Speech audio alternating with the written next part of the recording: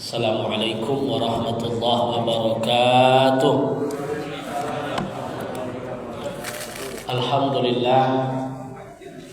Alhamdulillah liwahidil atiyah. Wassalatu wassalamu ala khairil bariyah wa ala alihi wa sahbihi zawil nubuzi zakiyah. Ashhadu an la ilaha illallah wahdahu la syarika lah wa asyhadu anna Muhammadan abduhu wa rasuluhu la nabiyya ba'da. Allahumma salli wa sallim wa barik ala hadzal nabiyyil karim sayyidina wa maulana Muhammadin wa ala alihi wa sahbihi wa man tabi'ahum bi ihsan ila yaumiddin. Rabbi israh li sadri wa yassir li amri wahlul 'uqdatam min lisani yafqahu qawli. قال الله تعالى في القرآن الكريم بسم الله الرحمن الرحيم قل أعوذ برب الناس مالك الناس إله الناس من شر الوسواس الخناس الذي يوسوس في صدور الناس من الجنة والناس. صدق الله العظيم. Yang saya muliakan para orang tua kami, Bapak Ibu yang hadir semuanya, para jemaah pengurus Masjid Nurul Huda rahimakumullah, Bapak Ibu semua yang hadir, bersyukur kita kepada Allah Subhanahu wa taala. Alhamdulillah, pada malam yang berbahagia ini Allah kumpulkan kita di rumah Allah ini. Mudah-mudahan kehadiran kita di sini di samping beribadah kepada Allah dilanjutkan dengan ta'lim, menjadi ladang amal ibadah bagi kita nantinya. Amin ya rabbal alamin. Berselawat kita kepada Rasulullah sallallahu alaihi wasallam. Allahumma shalli ala sayyidina Muhammad wa ala ali Muhammad. Mudah-mudahan di yaumul mahsyar kelak kita mendapat syafaat dari beliau. Pada hari tidak ada pertolongan kecuali orang-orang yang dekat dengan Allah, orang-orang yang mempersiapkan dirinya. Bapak Ibu rahimakumullah, pada akhir-akhir ini Allah tengokkan kuasanya. Ya, mulai dari ujung Sumatera, Aceh, Sumatera Utara, Sumatera Barat, belum sampai ke Riau. Ya, terjadi musibah, terjadi bencana luar biasa. Ya, di negeri tetangga kita. Mungkin yang sering ke Sumatera Barat udah tahu lokasinya seperti apa. Ya, bukan sungai lagi yang banjir, tapi sudah hutan, longsor. Allah tengokkan kuasanya luar biasa. Ya, kalau kita tengok hari ini semua media sosial di dunia maya, kalau kita lah yang menghadapinya rasanya sanggup, Pak. Makanya kalau menengok ujian ini muncul rasa syukur kita. Ya, ada yang tiba-tiba jatuh langsung miskin dari nol. Rumahnya bagus, mobilnya bagus, usahanya lancar. Dalam 1 detik semuanya dicabut oleh Allah Subhanahu wa taala. Tidak tersisa sedikit pun. Maka ini tentu yang pertama kita lihat ini adalah kuasa Allah. Teguran, peringatan bagi kita bahwa apapun yang ada di sekeliling kita ini adalah titipan dari Allah Subhanahu wa taala. Jadi kapan saja Allah berhak mengambilnya dari kita. Tentu yang kedua muncul empati, muncul rasa persaudaraan. Jangan kita hanya sibuk menengok, bercerita, menonton televisi, tapi tak ada kita sumbangsinya sedikit pun. Ya, tak ada kita mau nyumbang atau berkorban untuk saudara-saudara kita yang ditimpa musibah. Maka saatnya kita berbagi. Ya, tidak perlu banyak, salurkan ke tempat yang resmi banyak. Ya, setidaknya kita berpartisipasi meringankan beban mereka yang tertimpa musibah. Ada semacam nilai persaudaraan. Karena nampak dengan media sosial hari ini kita kelihatan bagaimana mereka ditimpa musibah oleh Allah Subhanahu wa taala. La zaharal fasadu fil barri wal bahri bima kasabat aydin nas, kata Allah dalam Al-Qur'an. Ditampakkan kerusakan, zaharul fasad. Allah perlihatkan kerusakan alam. Kita tengok banjir yang viral tuh gini, galodo lah ya. Galodo, air bercampur dengan lumpur sama kayu-kayu, semuanya hanyut. Kenapa Allah perlihatkan zaharal fasadu fil barri wal bahri, kata Allah, kami tengokkan kerusakan itu, kata Allah, bima kasabat aydin nas, oleh ulah tangan manusia itu sendiri. Jadi kenapa terjadi seperti ini? Ada tak peranan manusia di sini? Ada. Karena yang kita tengok, kayu yang turun itu bukan kayu yang masih punya cabang. Ya. Kalau alam itu pasti yang turun itu masih ada uratnya, Pak. Ya, masih ada cabang-cabangnya. Tapi kayu yang dikumpulkan oleh Allah itu model kayu yang sudah disinso, dipotong-potong. Terus siapa yang kena? Tentu hukumnya orang terkena musibah dapat syahid dunia. Karena salah satu orang yang mati syahid tenggelam, terkena longsor, mati dalam keadaan tertimpa musibah. Memang secara fikih dihukum syahid, tapi bukan syahid akhirat. Kalau syahid akhirat, orang yang berjihad di jalan Allah itu tak perlu lagi dimandikan, cukup dikafankan, dikuburkan. Tapi orang yang syahid dunia diampunkan dosanya oleh Allah. Dia wafat dalam keadaan tenggelam segala macam. Makanya Al-Quran menggambarkan apa kata Allah? Wattaqu fitnatan la tusibanna allazina zalamu minkum khassah, kata Allah. Wattaqu fitnatan la tusibanna allazina zalamu minkum khassah.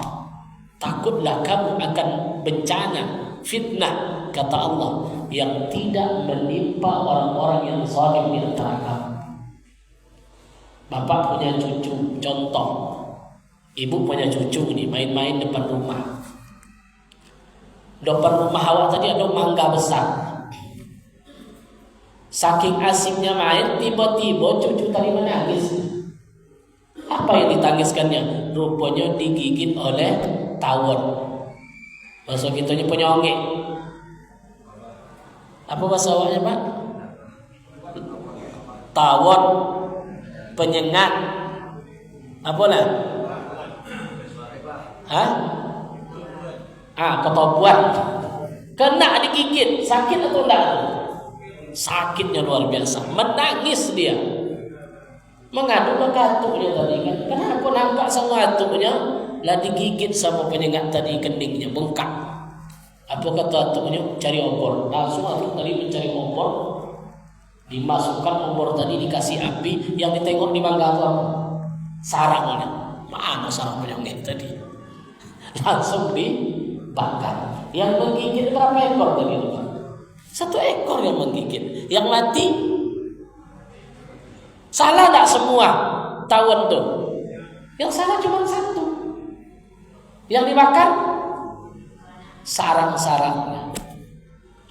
2 orang, 3 orang berbuat zalim, 3 orang, 4 orang berbuat zina, 6, 4 orang yang ingkar kepada Allah.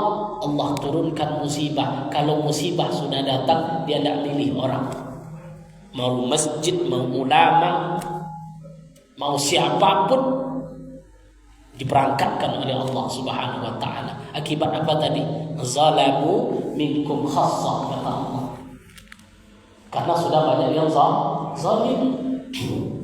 Zalim kepada manusia, zalim kepada alam.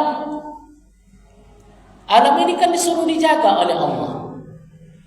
Kita sebagai khalifah disuruh kita menjaga alam.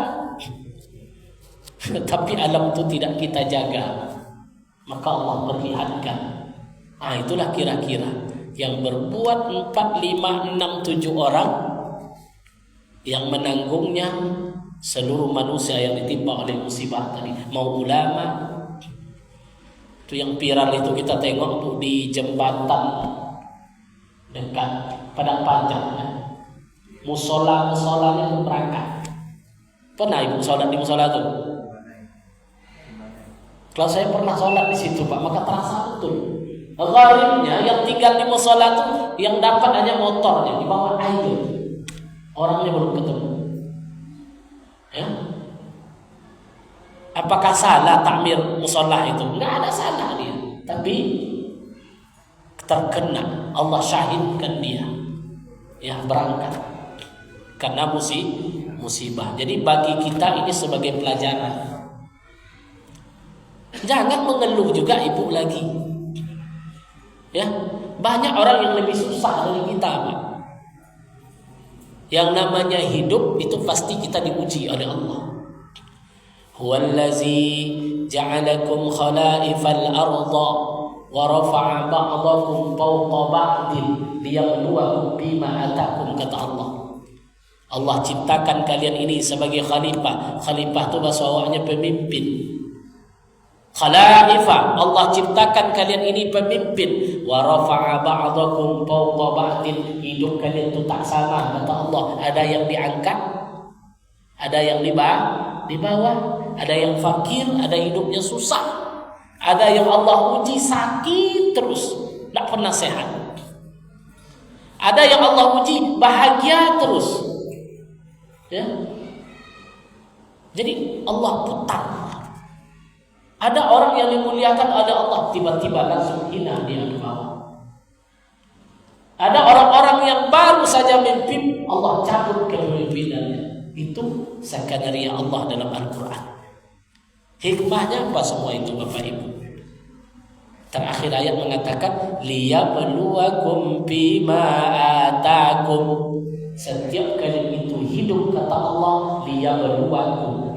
Yubluwakum itu artinya bala. Bala bahasa kitanya apa? Ujian. Liyabluwakum, asal kata liyabluwakum itu bala. Untuk Allah bala kalian, Allah uji. Allah datangkan kesusahan, kesenangan. Bima atakum, terhadap apapun yang Allah datangkan kepada kalian, apapun bentuknya.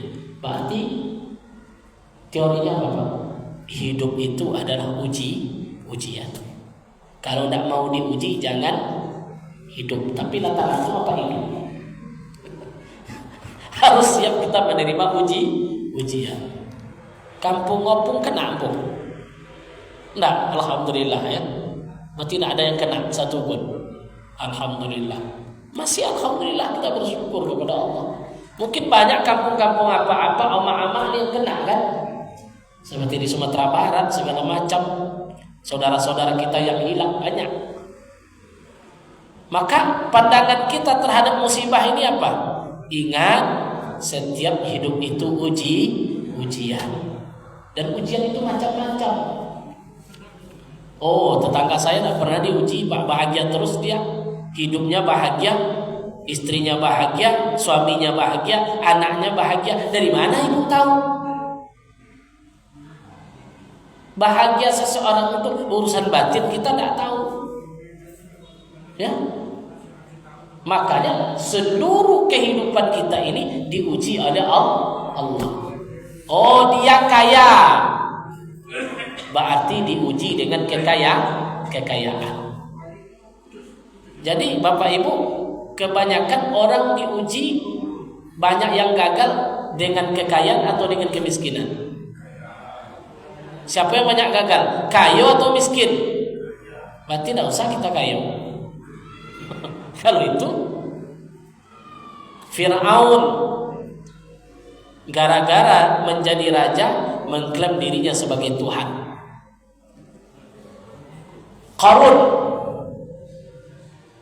waktu miskin baik, pas kaya sombongnya minta ampun. Dikisahkan oleh Allah dalam Quran. Sa'labah, sahabat Nabi sendiri, Sa'labah, Allah gambarkan dalam Al-Quran. Lain Allah, ketika Allah datangkan kepadanya kesulitan, dia berdoa kepada Allah, ya Allah tolonglah kami. Namun kata Allah, ketika dia diberikan kesenangan, bakhilu bihi, dia ingkar kepada Allah, bakhil. Itu menggambarkan Sa'labah. Ketika miskin, ya Rasulullah doakan aku, ya Rasulullah doakan aku. Ketika kaya, sombong minta ampun, lupa. Jadi memang rata-rata kebanyakan orang gagal diuji dengan kekayaan. Tapi apakah kita dilarang kaya? Tidak. Justru kita disuruh. Kenapa? Tangan yang di atas lebih baik daripada tangan yang di bawah. Makanya kalau kita kaya, jangan kikir. Kalau kita kaya tapi kikir, berarti kita tidak lulus dengan ujian dari Allah. Makanya nasib manusia itu kan macam-macam.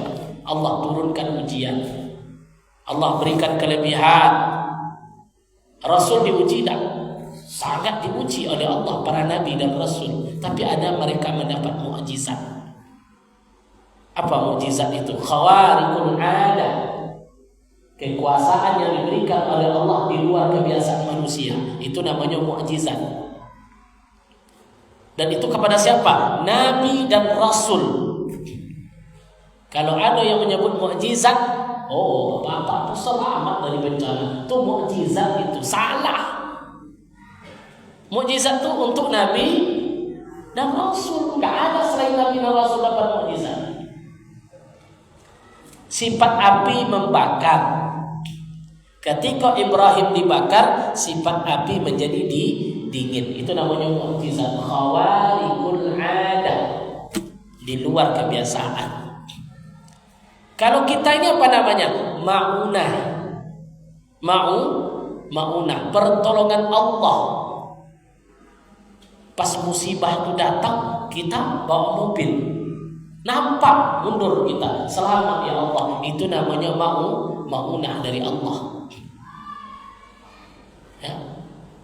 Banyak ma'unah, dan ini harus kita syukuri. Allah masih menolong kita. Kunci ma'unah ini apa? Menengoklah kepada orang-orang di bawah kita. Muncul rasa syukur, Pak. Allah menolong saya, Allah memberi saya nikmat yang banyak. Jangan mengeluh terus. Para ulama mengatakan salah satu sumber kemiskinan manusia itu apa? Mulut yang selalu mengeluh. Rupanya Bu, sumber kemiskinan itu dari mulut apa? Selalu mengeluh. Karena tanda orang mengeluh berarti tanda orang yang tidak merasa cukup. Kalau orang tidak merasa cukup, bahasa kitanya apa, Pak? Miskin, fakir. Karena dia tidak pernah merasa cukup dalam hidupnya. Sehingga para ulama mengatakan sumber kemiskinan dari mulut manusia itu apa? Tidak pernah merasa cukup dalam hidupnya. Mengeluh. Tidak mau berterima kasih. Mukjizat namanya. Ada ma'unah. Yang bahaya itu apa? Istidraj. Makin kayo, makin gigi. Na'udzubillah. Itu tanda-tanda istidraj itu. Istidraj itu apa maknanya? Allah berikan kelebihan, kemudahan, kekayaan kepada seorang makhluk, tapi dia makin ingkar kepada Allah, maka orang ini nanti di akhirat berlipat-lipat azabnya. Ya, karena dia sudah punya fasilitas, mobil punya, rumah punya, pembantu punya, fasilitas punya, supir punya, malas juga ke masjid. Kan tidak ada halangannya ke masjid itu. Pak, kok tidak datang jamaah Isya hujan? Padahal dia punya sopir, punya mobil. Jangan-jangan ini istidraj. Ya? Jadi apa makna istidraj tadi? Semakin banyak nikmat Allah, semakin jauh kita dari Allah. Apa nih semenjak dia dapat ini jabatan baru, ini tidak pernah dia lagi ikut kajian ini. Jangan-jangan itu istidraj. Rasakanlah di diri kita. Sehat, anak-anak sehat, istri sehat, rumah lancar, rezeki lancar. Tapi semakin banyak rezeki yang masuk, semakin malas kita berinfak, semakin malas kita berbagi. Jangan-jangan ini istidraj. Maka cepat kita terbangun, cepat kita terjaga dari apa yang kita hadapi. Karena ini juga ujian. Diuji dengan kekayaan, diuji dengan kemiskinan. Banyak orang diuji. Makanya kalimatnya apa? Liyabluwakum fima atakum. Untuk Allah uji kalian terhadap apa yang didatangkan di antara kamu. Maka menyikapi ujian gimana tadi? Bapak Ibu rahimakumullah. Yang pertama kita harus mengatakan kalau kita hidup siap untuk diuji. Itu frasa kalimatnya yang perlu kita tanamkan. Ustaz, saya diuji dengan istri yang tidak mau melawan. Contoh, kan di kantor kuat banyak yang datang konsultasi itu, Pak. Istri saya ini tidak mau diajar, kasar. Waktu sebelum nikah dulu lembut. Setelah nikah naik intonasinya. Tontonan naik intonasinya, Pak. Belanja kurang. Ya. Anak banyak yang mau diurus. Segala macamnya banyak yang tentu mulai naik intonasi suaranya. Masa cuman gara-gara itu kita langsung menyerah? Ya Allah, kok istri saya seperti ini? Kok istri saya seperti ini? Istri saya seperti ini. Ingat Bapak Ibu, istri Nabi Nuh gimana? Istri Nabi Nuh tuh Nabi, Pak, dekat dengan Allah, tapi dapat istri durhaka. Jadi yang muncul itu apa? Alhamdulillah ya Allah. Memang Bapak siapa? Kayak pertanyaannya. Memang awak ini siapa? Sekarang kita balik ibu-ibu. Suami saya ini begini. Pemalas ini segala macam. Itu yang dikeluhkan. Ya. Suami saya begini. Dia diuji dengan suami yang mungkin kurang penyayang, cuek. Ya. Emang ibu siapa? Tahu ibu? Asia itu wanita terbaik. Siapa suaminya? Fir'aun. Ada suami ibu model Fir'aun? Ada juga, syukur. La ilaha illallah. Masih kita mengeluh. Karena apa? Salah kita memandang hidup. Ya, karena hidup memang ujian. Nikah kita diuji kita dengan istri. Punya anak diuji dengan anak saya nih Ustaz luar biasa. Begini. Tahu enggak ibu? Nuh punya anak enggak? Siapa punyanya? Kan'an. Pahlawan minta ampun durhaka sampai dia kafir kepada Allah. Ya? Jadi banyak hal-hal, kisah-kisah yang tiba yang bisa kita jadikan pelajaran dalam hidup ini. Maka ingat, ketika kita hidup, semua hidup itu adalah ujian. Maka pandanglah ujian tadi dengan selalu bersyukur kepada Allah. Yang pertama. Yang kedua, kita pasti diuji. Bapak Ibu rahimakumullah. Tapi ingat,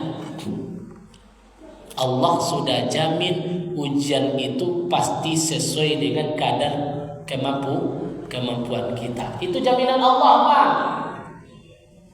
Bapak tidak akan diuji oleh Allah dengan di atas kemampuan Bapak. Hafal kita ayatnya. Apa ayatnya, Pak? Apa ayatnya? La yukallifullahu nafsan illa wus'aha laha ma wa 'alaiha. Hafal Bapak Ibu ayatnya, mengeluh juga. La yukallifullahu nafsan, kata Allah, seorang hamba itu tidak akan diuji di luar batas kemampuannya. La yukallifullahu nafsan illa wus'aha. Allah menguji seseorang itu berarti orang itu sanggup untuk menghadapi ujian. Ustaz, kok saya tidak kaya-kaya? Contoh, kenapa Allah tidak mengkayakan kita? Ustaz, kok suami saya tidak kaya-kaya, Ustaz? Padahal usahanya sudah banyak, tidak juga jadi orang kaya. Memang sengaja nggak dikayakan oleh Allah. Sebab kenapa? Kalau sempat dia kaya, bertambah bininya. Mau ibu? Berarti ibu tidak sanggup dipoli. Maka tidak kayu-kayu. Sebab kalau sempat kayunya, apa-apa nambah bini atau tidak? Kalau nengok wajah-wajah, nambah juga. Ini masalahnya. Ini orang kaya boleh banyak istri, Bu? Boleh tak orang kaya banyak istri? Kan ibu yang membolehkan tuh. Maka Allah uji. Ada yang berbini dua di sini. Kamu gini juga. Ada Pak yang beristri dua di sini. Ada deh. Berarti pengecut satu.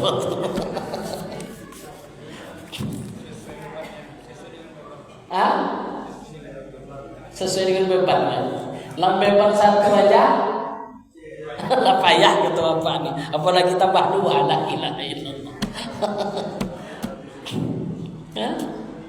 Berarti tidak mengamalkan sunnah. Siapa? Sikit-sikit sunnah. Ini masalahnya kan. Fankihu ma taba lakum minan nisa. Nikahilah perempuan itu. Masna 2, sulas 3, rubah 4. Cuman ayatnya tidak diteruskan. Fa in khiftum alla ta'dilu fawahida. Kalau kalian tidak bisa adil, maka cukup. Apa tanya ibu-ibu, bisa tak apa-apa tu adil? Tak akan bisa.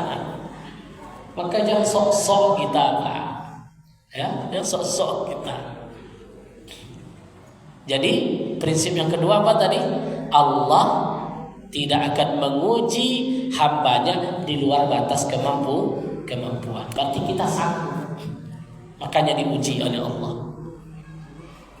Gaza, kita tengok masyarakat Gaza. Ada yang kadang-kadang dia tinggal sendiri, maknya dah meninggal kena bom, bapaknya meninggal, anaknya meninggal, pamannya meninggal, tapi dia masih sanggup tersenyum. Kenapa? Berarti Allah tahu dia sanggup mendapat ujian.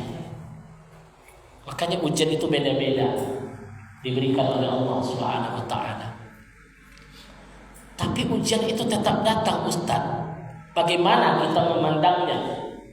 Prinsip yang ketiga, wasta'inu bis-sabri was-shalah. Minta tolonglah kepada Allah dengan sabar, dengan salat. Ini prinsip dibuat oleh Rasulullah. Rasulullah ketika ditimpa musibah, apa musibah Nabi Muhammad? Meninggal pamannya, meninggal istrinya. Musibah yang sangat berat. Rasul bersedih sampai beliau menangis. Maka disebut dengan amul hazan, tahun duka cita. Beliau lari ke mana? Zikir kepada Allah. Pergi malam hari ke Masjidil Haram, munajat di Hijr Ismail, meminta tolong kepada Allah. Dengan kesabarannya beliau berzikir kepada Allah. Apa balasan Allah ketika itu?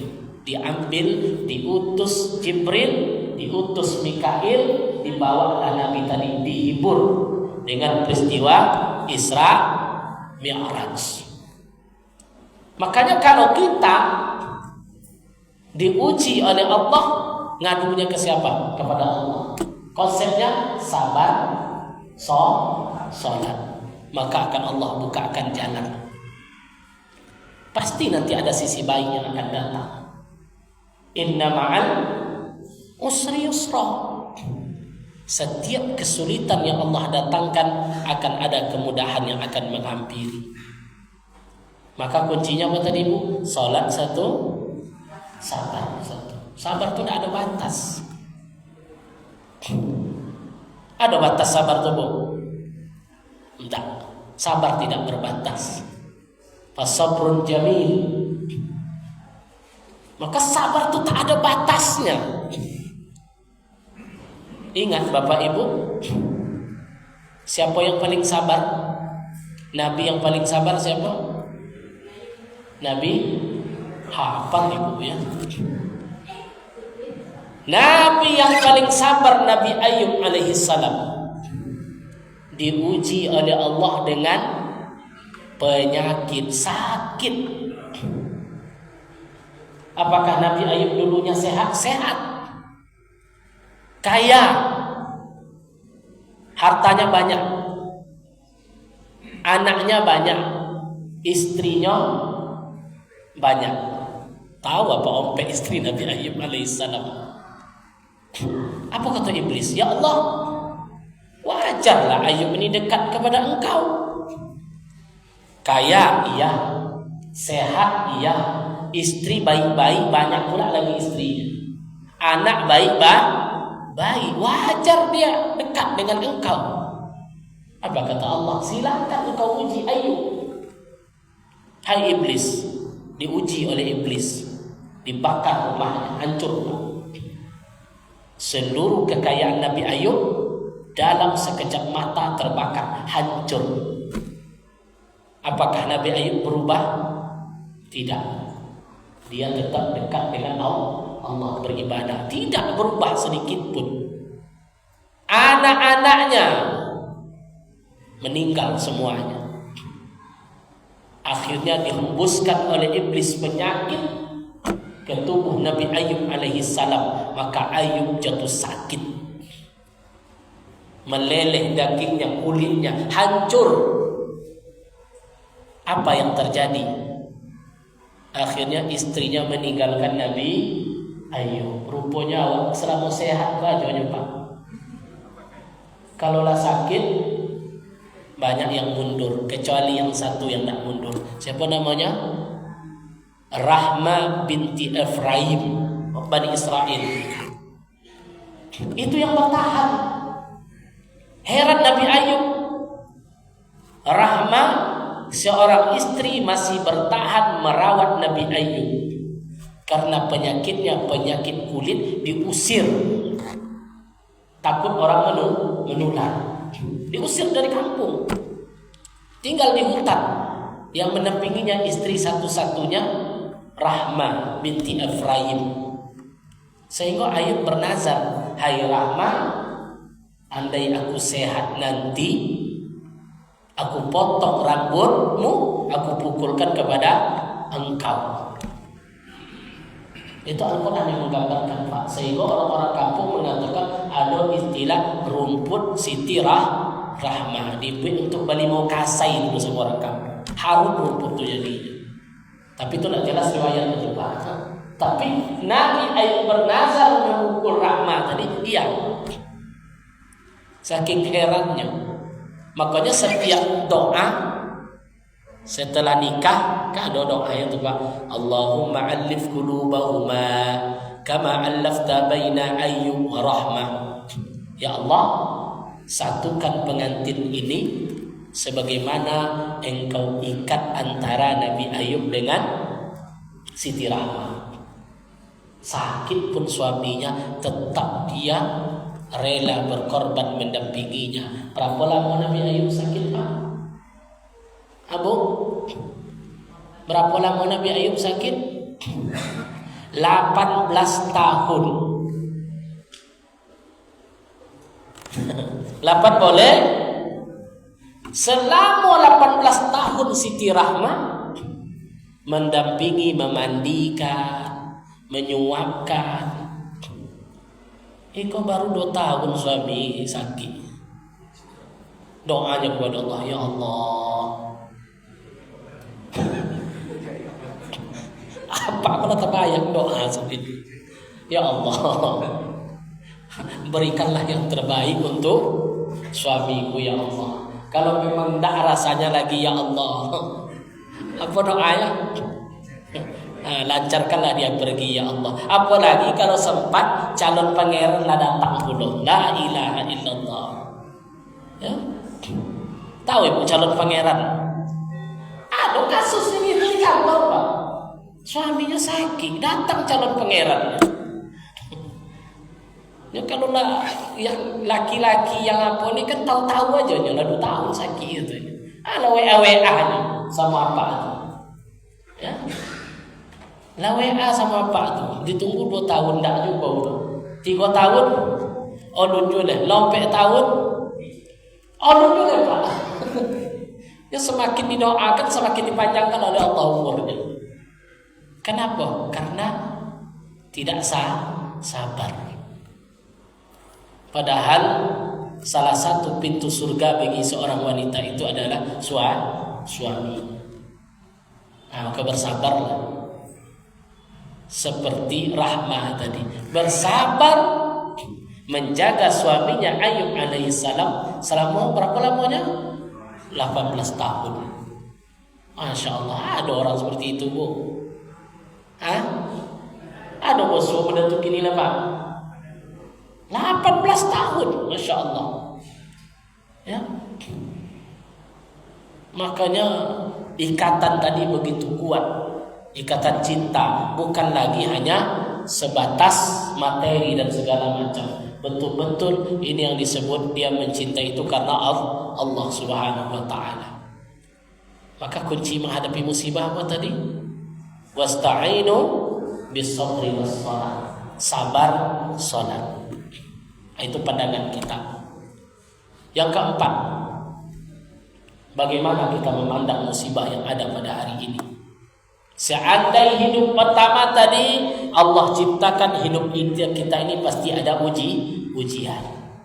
Yang kedua, ujian itu pasti di atas kemampuan kita. Yang ketiga, hadapilah ujian itu dengan sabar, jangan pernah meninggalkan salat. Yang keempat, kalau memang rasanya sudah terdesak, ya Allah kenapa begini, mengapa begini? Apa kata Allah? Allazina amanu tatma'inna qulubuhum bi zikrillah. Ala bi zikrillah tatma'innul qulub. Apa ujian yang kone PHK? Kerja diputus, anak segala macam kita diuji oleh Allah. Kuncinya apa? Zikirlah kepada Allah untuk menenangkan diri. Perbanyak berzikir. Ala bizikrillah tatma'innul qulub. Kata Allah, zikir ini yang akan menenangkan hati kalian. Kan hidup tuh kuncinya di hati, Bu. Ukuran bahagia tidak bahagia itu di mana, Bu? Hati. Bukan lahir, bukan yang nampak. Ya. Bahagia itu bisa dibuat-buat. Diposting di Facebook, makan di sana, di sini segala macam. Tapi hati manusia tidak ada yang tahu. Maka obat hati menghadapi musibah, menghadapi ujian adalah perbanyak zikir kepada Allah. Karena Allah jamin orang-orang yang berzikir kepada Allah akan lunak hatinya. Mutmainnah, tenang jiwanya. Ya. Ini gara-gara musibah, gara-gara ujian tidak bisa tidur, galau, segala macamnya. Apa obatnya tadi Bu? Zikir. Subhanallah, alhamdulillah, la ilaha illallah, Allahu akbar. Perbanyak itu. Yang muncul apa? Allah tanamkan ketenangan dalam jiwa kita. Yang kelima, 5 ini jalan konsepnya yang kita amalkan dalam menghadapi fenomena hari ini. Yang nama hidup itu kan macam-macam yang kita hadapi. Yang kelima itu apa? Apa kata Allah? Wala tahinu wala tahzanu wa antumul a'laun in kuntum mu'minin. Seberat apapun ujian dalam hidup kalian, kata Allah, wala tahinu, jangan terus. Paham Ibu, Bapak? Jangan stres, jangan galau. Wala tahzanu, jangan larut dalam kesedihan. Kenapa? Wa antumul a'laun, kata Allah, kalian ini makhluk yang paling tinggi yang Allah ciptakan. Berarti apa? Ada potensi dalam diri kita ini yang tidak kita keluarkan. Makanya loyo, lemah, frustasi, padahal ada potensi diri yang Allah ciptakan. A'laun, kata Allah, kalian ini makhluk yang terbaik. Masa kalah kita dengan yang lain? Ada orang yang takut dengan jin, iblis, syaitan, segala macam. Cuma kita kadang tidak sadar, Pak. Ada tak setan di rumah kita? Ada. Ada tak setan di badan kita? Ada. Ketika kita lolo aja, Pak, syaitan itu tinggal di dalam lubang hidung kita. Pas bangun subuh diinjaknya mata gitu. Ketika kita berzikir, alhamdulillahillazi ahyana ba'dama amatana wa ilaihin nusyur, tunggang langgang dia pergi. Pas kita ngambil wudu, pergi dia. Makanya kuncinya, salah satu sunnah wudu itu memasukkan air ke dalam hidung, membuang kotoran sehingga syaitan-syaitan itu pergi. Ketika kita punya potensi wa antum a'laun, apa yang kita sedihkan? Makanya jangan pernah putus asa dari rahmat Allah Subhanahu wa taala. Maka dengan demikian lah masuk waktu. Dengan musibah yang terjadi hari ini, banyak hikmah yang kita ambil. Setidaknya ada 5 hikmah tadi. Yang pertama apa tadi, Bu? Hidup itu pasti diuji oleh Allah. Yang kedua, ujian itu pasti sesuai kemampuan kita. Yang ketiga, ketika kita diuji, ada 2 konsep hidup kita. Yang pertama sabar, yang kedua sholat. Ketika kita menghadapi ujian yang luar biasa, perbanyak berzikir kepada Allah. Kenapa? Karena Allah perintahkan yang terakhir, jangan pernah berputus asa, jangan pernah frustasi, karena Allah ciptakan kita makhluk yang tertinggi dari makhluk yang lain. Mudah-mudahan hikmah dari musibah ini dapat menjadi akibat dalam kehidupan kita. Begitu saja kajian kita malam ini. Mudah-mudahan bermanfaat. Untuk kajian fikih insyaallah pelan-pelan kita lanjutkan pada pertemuan selanjutnya.